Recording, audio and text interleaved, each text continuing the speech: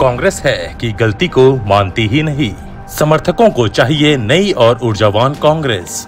नमस्कार, आजाद सिपाही के खबर विशेष में आपका स्वागत है। मैं हूं राहुल सिंह। देश की सबसे पुरानी राजनीतिक पार्टी, जिसके साथ उसका 137 साल का इतिहास खड़ा है, आज अपने अस्तित्व की लड़ाई लड़ने को मजबूर क्यों है? कभी देश के 100% भूभाग पर राज करने वाली कांग्रेस आज महज 7% भूभाग पर क्यों सिमट कर रह गई है? देश के स्वतंत्रता आंदोलन का नेतृत्व करने वाली सबसे पुरानी राजनीतिक पार्टी कांग्रेस के खत्म होने की भविष्यवाणी राजनीतिक पंडितों द्वारा क्यों की जा रही है? क्यों कहा जाता है कि संघर्ष, त्याग और बलिदान की तर्ज पर बनी कांग्रेस आज अपने आदर्शों और संकल्प को भूल गई है? आजादी से पहले स्वतंत्रता संग्राम और भारतीय राजनीति की धुरी रही कांग्रेस आज धीरे धीरे भारतीय राजनीति की तस्वीर से ओझल क्यों हो रही है? एक वक्त था जब इस ग्रैंड ओल्ड पार्टी को केंद्र की सत्ता में पूरे 25 सालों तक सीधी टक्कर देने वाला कोई नहीं था। आज वह अपने अस्तित्व की लड़ाई क्यों लड़ रही है? आजादी के बाद से देश में सबसे लंबे समय तक सत्ता संभालने वाली कांग्रेस के मौजूदा राजनीतिक हालात और कांग्रेस से जुड़े कुछ कड़वे पहलुओं पर नजर डालती आजाद सिपाही के विशेष संवाददाता राहुल सिंह की खास रिपोर्ट। कभी देश के 100% भूभाग पर राज करने वाली कांग्रेस आज राजनीति के हाशिए पर खड़ी है और अपने अस्तित्व को बचाए रखने के लिए संघर्ष कर रही है। 25 सालों तक देश पर एक छत्र राज करने वाली पार्टी के मौजूदा राजनीतिक हालात पर नजर डालें तो कई सवाल मुंह बाए खड़े मिलते हैं। ये सवाल कुछ इस तरह के हैं। क्या भविष्य में कांग्रेस सिर्फ इतिहास के पन्नों में ही सिमट कर रह जाएगी या वह फिर से पुनर्जीवित होगी? क्या सोनिया गांधी, राहुल गांधी और प्रियंका गांधी भारतीय राष्ट्रीय कांग्रेस के खात्मे के गवाह बनेंगे या फिर अपने पूर्वजों के खून पसीने और बलिदान से खड़ी की गई पार्टी को फिर से सत्ता के शीर्ष पर पहुंचाएंगे? इस तरह के कई सवाल देश के लोगों के दिल दिमाग में कौतूहल पैदा कर रहे हैं और कांग्रेस पार्टी के भीतर और बाहर राजनीतिक हलकों में भी इस पर जोरदार बहस हो रही है। अगर कांग्रेस को अपना अस्तित्व बचाना है और पार्टी को पुनर्जीवित करना है तो उसे कड़े कदम उठाने होंगे, लेकिन उससे पहले कांग्रेस को उन बीमारियों को दूर करना होगा जिसने उनकी जीवंतता और ताकत को क्षीण किया है। इसमें कोई शक नहीं है कि भारत के स्वतंत्रता संग्राम का इतिहास भारतीय राष्ट्रीय कांग्रेस पार्टी के इतिहास के बिना अधूरा है। आजादी के बाद देश के बंटवारे के दर्दनाक दौर को झेलकर पार्टी ने सरकार को महत्वपूर्ण निरंतरता प्रदान की और देश की एकता और अखंडता को कायम रखा। लेकिन 80 के दशक के दौरान कांग्रेस समाजवाद, धर्मनिरपेक्षता और सामाजिक न्याय के अपने उद्देश्यों से भटकने लगी। आज से ठीक 137 साल पहले कुछ खास मकसद के लिए कांग्रेस पार्टी की स्थापना की गई थी, लेकिन आज यह कहना बिल्कुल भी गलत नहीं होगा कि कांग्रेस अब सिर्फ और सिर्फ गांधी परिवार के आसपास सिमट कर रह गई है। परिवार की धुरी पर चल रही कांग्रेस पार्टी की हालात दिन पर दिन बदतर होती जा रही है। धीरे धीरे कांग्रेस पर गांधी परिवार का दबदबा। कांग्रेस पार्टी के अध्यक्ष पद की जिम्मेदारी महात्मा गांधी, मोतीलाल नेहरू, मदन मोहन मालवीय, सुभाष चंद्र बोस जैसे क्रांतिकारियों से लेकर अब तक 60 लोग संभाल चुके हैं। वर्तमान में कांग्रेस पार्टी काम चलाऊ अध्यक्ष के सहारे सांस ले रही है। मैडम सोनिया गांधी को कांग्रेस की अंतरिम अध्यक्ष के तौर पर जिम्मेदारी तो मिली हुई है, लेकिन तबीयत खराब होने के चलते वह घर से बाहर नहीं निकल पाती, सभा जुलूस में नहीं जा पाती। इसका दुष्परिणाम भी सामने आ रहा है। नेतृत्व को लेकर कांग्रेस में गृह युद्ध की स्थिति बनी हुई है। कांग्रेस के युवराज राहुल गांधी पार्टी के 60वें अध्यक्ष भी चुने गए थे, लेकिन लोकसभा चुनाव 2019 में पार्टी को मिली करारी हार के बाद राहुल ने खुद अध्यक्ष पद छोड़कर किनारा कर लिया। उन्हें मनाने की बहुत कोशिश हुई, लेकिन उन्होंने कमान नहीं ली। आपको जानकर हैरानी होगी कि आजादी के बाद पार्टी के 19 अन्य अध्यक्षों में से 14 गांधी या नेहरू परिवार से नहीं थे, यानी सिर्फ 5 अध्यक्ष ही गांधी परिवार के थे। लेकिन सबसे ज्यादा अजीब बात तो यह है कि आजादी के बाद पार्टी अध्यक्ष पद पर सबसे लंबे वक्त तक सोनिया गांधी बनी रही। इन्होंने बतौर अध्यक्ष 19 वर्षों तक कांग्रेस की बागडोर अपने हाथ में रखी। इतना ही नहीं, सोनिया गांधी इस वक्त भी कांग्रेस की अंतरिम अध्यक्ष हैं। उनकी सास इंदिरा गांधी अलग अलग कार्यकाल में 7 वर्ष तक पार्टी अध्यक्ष रही थी। जानकारी के अनुसार सोनिया गांधी ने साल 1997 में कांग्रेस की सदस्यता ली थी और अगले ही साल यानी 1998 में उन्हें पार्टी की कमान मिल गई थी। इससे साफ जाहिर होता है कि आजादी के बाद भले ही कांग्रेस के 19 अध्यक्षों में से सिर्फ 5 अध्यक्ष ही गांधी परिवार के थे, लेकिन उनके कार्यकाल से यह साफ है कि कांग्रेस की बागडोर धीरे धीरे एक ही परिवार के हाथों में रह गई। पॉलिटिकल मतलबियों का सबसे बड़ा ठिकाना बन चुकी है कांग्रेस। बदलते समय के साथ कांग्रेस पार्टी एक खास परिवार के नाम से ही पहचानी जाने लगी। आज कांग्रेस पार्टी का मतलब सोनिया, राहुल, प्रियंका के नाम से है। कांग्रेस में इनकी मर्जी के बिना कुछ नहीं हो सकता। पहले के नेता अपनी पार्टी द्वारा बनाए गए सिद्धांतों और आदर्शों पर चलते थे, लेकिन आज राजनीति पर सियासत, स्वार्थ और खुदगर्जी हावी होती जा रही है। यह एक ऐसी बीमारी है जो किसी भी पार्टी को अर्श से फर्श पर पहुंचा सकती है। आज के समय में कांग्रेस इसका जीता जागता उदाहरण है। कांग्रेस पार्टी में छिड़ी राजनीतिक कलह इस बात का एक बड़ा सबूत है कि कांग्रेस पॉलिटिकल मतलबियों का सबसे बड़ा ठिकाना बन चुकी है। कांग्रेस ने अपनी गलती को कभी नहीं स्वीकारा। अच्छा शासक वही होता है जो अपने द्वारा लिए गए निर्णय की समीक्षा करता है। यदि उसके द्वारा लिए गए निर्णय में थोड़ी सी भी कमी हो तो उसे सहज स्वीकार कर उसे ठीक करता है।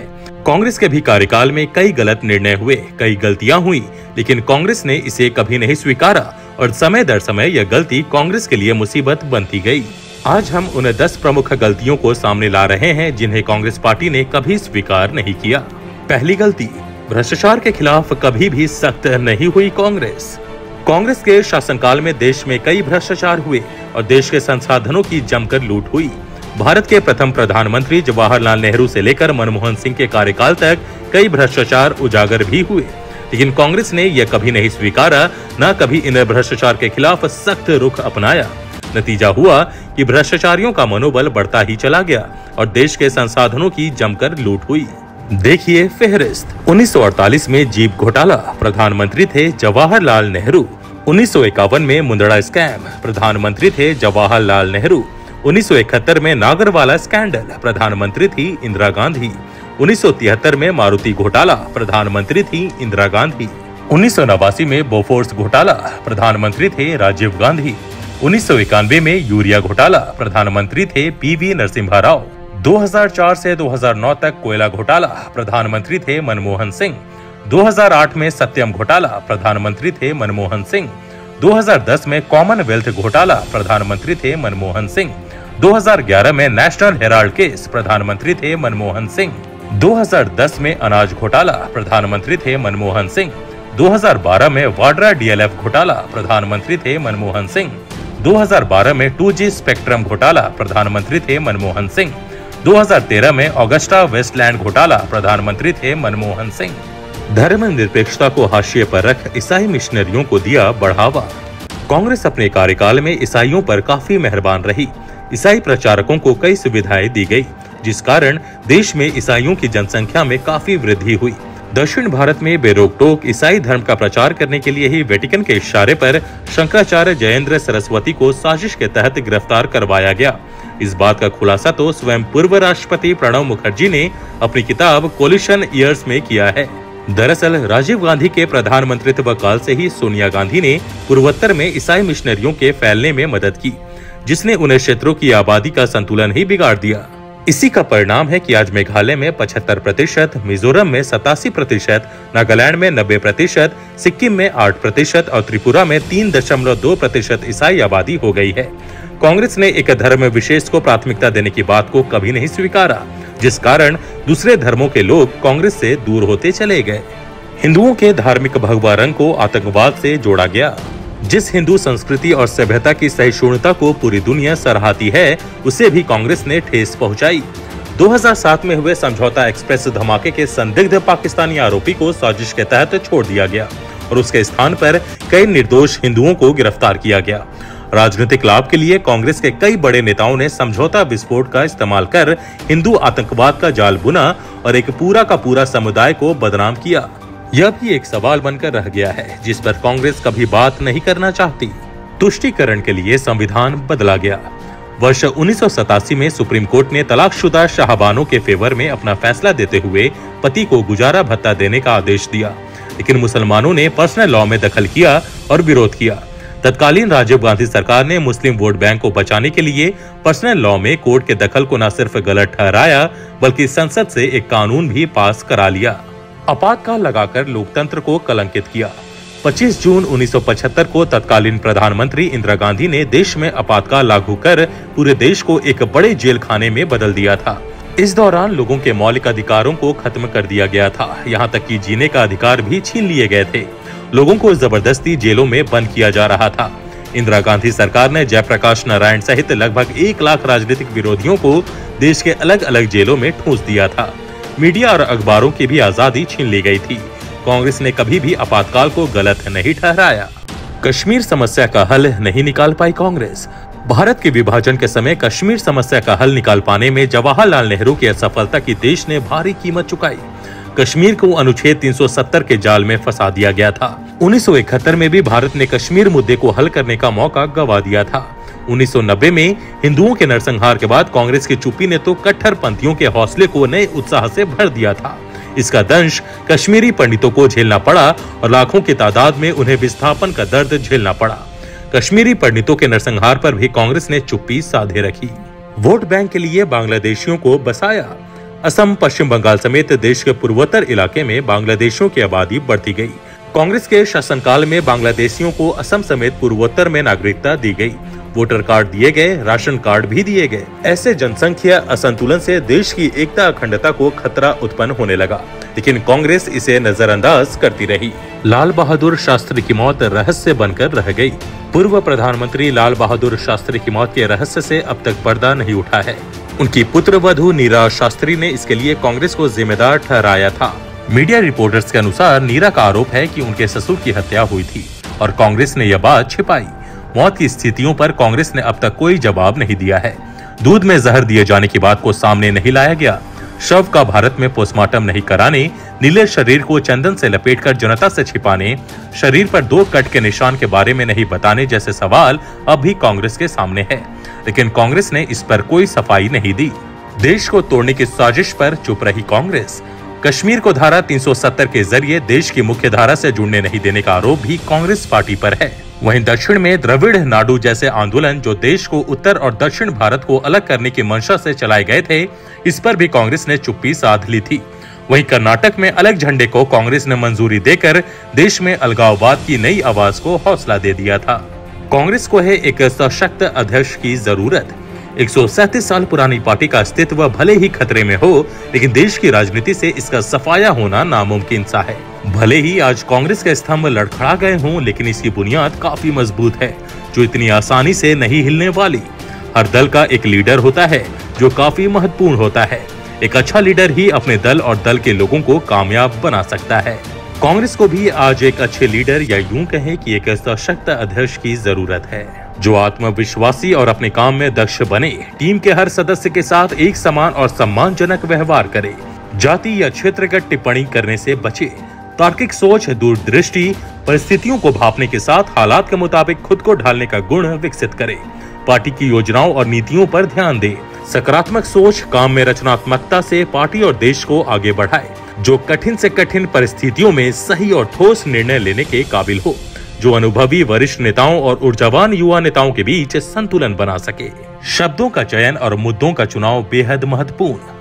कांग्रेस नेतृत्व द्वारा अतीत में अपने राजनीतिक विरोधियों के लिए सूट बूट की सरकार, चौकीदार चोर है, मौत का सौदागर, शहीदों के खून की दलाली, खेती का खून, दिल में खंजर जैसे शब्दों का इस्तेमाल किया गया, जो उनकी छवि और विरासत के साथ मेल नहीं खाता। ड्रामेबाजी, खोखली ऊंची आवाज या अत्यधिक सजावटी शब्दों का मायाजाल लोगों के मुद्दे को पीछे छोड़ देता है। वहीं असल मुद्दे, शांत और सभ्य भाषा अधिक प्रभावी ढंग से लोगों का दिल जीत सकते हैं। पिछले 2 बार हुए विधानसभा चुनाव में कांग्रेस ज्यादातर व्यक्तिगत टिप्पणी ही करती नजर आई।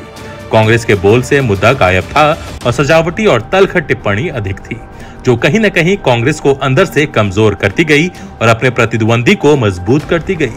कांग्रेस व्यक्तिगत टिप्पणी करने में इतनी दम गई कि वे देश की मौजूदा स्थिति और जनता के मुद्दों से भटक गई और अपने पर्सनल मुद्दों को ही देश का मुद्दा समझ बैठी। इसी सोच के साथ कांग्रेस अति उत्साहित होकर जनता के बीच गई, जिसका खामियाजा 2014 और 2019 के विधानसभा चुनाव में उसे झेलना पड़ा। आत्ममंथन करने की है जरूरत। देश की सबसे पुरानी पार्टी और स्वतंत्रता संग्राम की धुरी रही कांग्रेस का इतिहास बताता है इस पार्टी में कितनी संभावनाएं हैं, लेकिन आज कुछ गलतियों की वजह से वह अपने अस्तित्व को बनाए रखने के लिए संघर्ष कर रही है। अगर अपने अस्तित्व को बरकरार रखना है तो कांग्रेस को आत्ममंथन करना होगा, और यह किसी एक कमरे में बैठकर नहीं हो सकता। समय है देश की जनता से रूबरू होकर अपनी खामियों को स्वीकार कर आगे बढ़ने का। समय है अपनी खोई हुई जमीन, आदर्श और संकल्प को आत्मसात करने का। समय है कुसंस्कारों को त्याग कर सुसंस्कृति को अपनाने का। कर्कश स्वर में गाली देने से त्वरित प्रसिद्धि तो मिल सकती है, लेकिन इसका दूरगामी परिणाम खतरनाक होता है। यह देश बड़बोलेपन को स्वीकार नहीं करता। लोकतंत्र में भावनाओं को समझना बहुत जरूरी है और कांग्रेस है कि जन भावनाओं को पहचान ही नहीं पा रही। देश की जनता दुश्मनों को सबक सिखाना चाहती है और कांग्रेस है कि अपने जवानों से ही सर्जिकल स्ट्राइक का सबूत मांगती है। देश पुलवामा में शहीद हुए जवानों के गम में आंसू बहा रहा होता है तो कांग्रेस इसे प्रायोजित बताती है। देश को दुश्मनों के छक्के छुड़ाने के लिए राफेल पसंद है, लेकिन कांग्रेस को इसकी खरीद में घोटाला नजर आता है। राजनीति का माहिर खिलाड़ी वही है जो समय को पहचाने, मंशा को भापे और सही समय पर सटीक चाल चले। अब समय है कि कांग्रेस आत्ममंथन करे और नीचे से ऊपर तक बदलाव करे। आज की आजाद सिपाही के खबर विशेष में बस इतना ही। देश विदेश की और भी अधिक जानकारी के लिए आप पढ़ते रहिए अपना लोकप्रिय दैनिक अखबार आजाद सिपाही। और हाँ, आप हमारे इस YouTube चैनल को जरूर सब्सक्राइब करें। धन्यवाद।